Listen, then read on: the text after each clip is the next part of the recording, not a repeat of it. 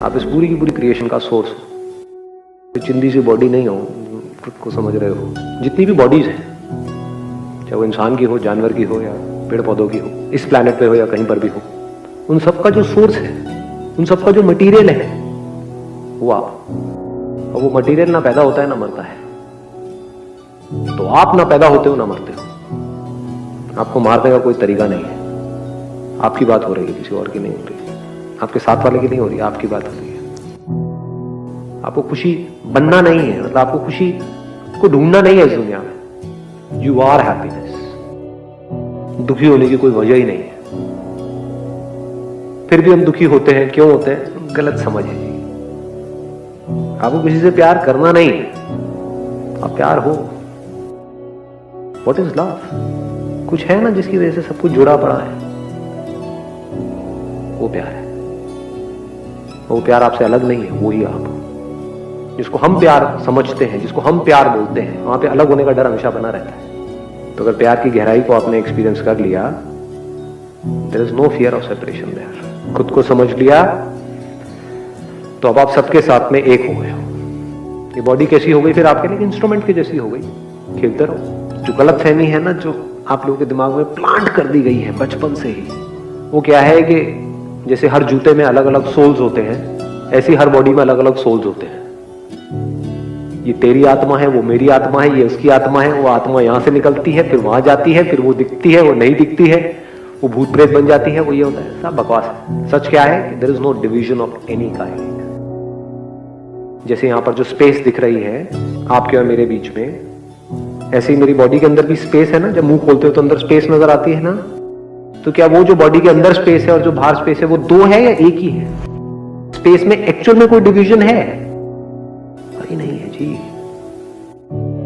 हम स्पेस को, जो भी डिवीजन है वो सब इमेजिनरी है। जैसे बोलते हैं ना, ईस्ट वेस्ट नॉर्थ साउथ।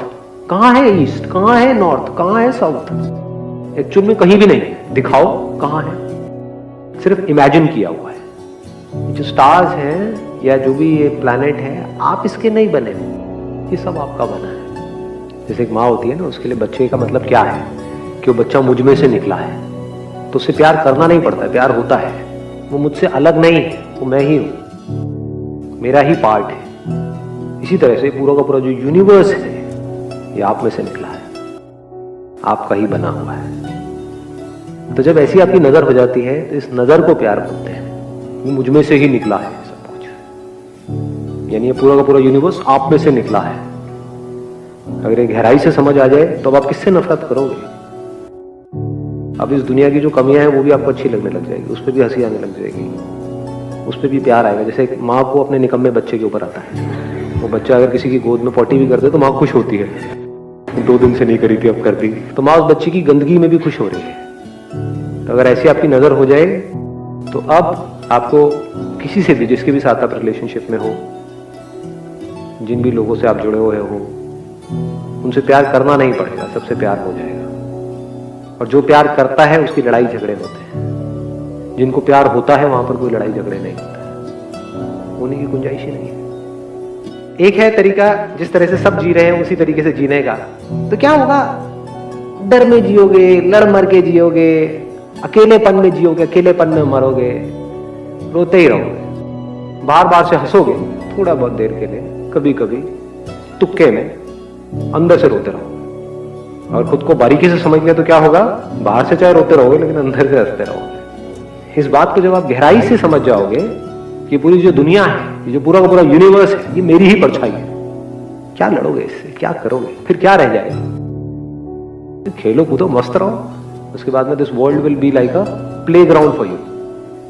तो उस रियलिटी में जैसे जैसे आप बढ़ते चले जाते हो और आपको समझ आ जाता है कि ये दो अलग अलग चीजें नहीं है, कि मैं और reality, I am the reality, I am the ultimate reality, तो कमाल हो जाता है।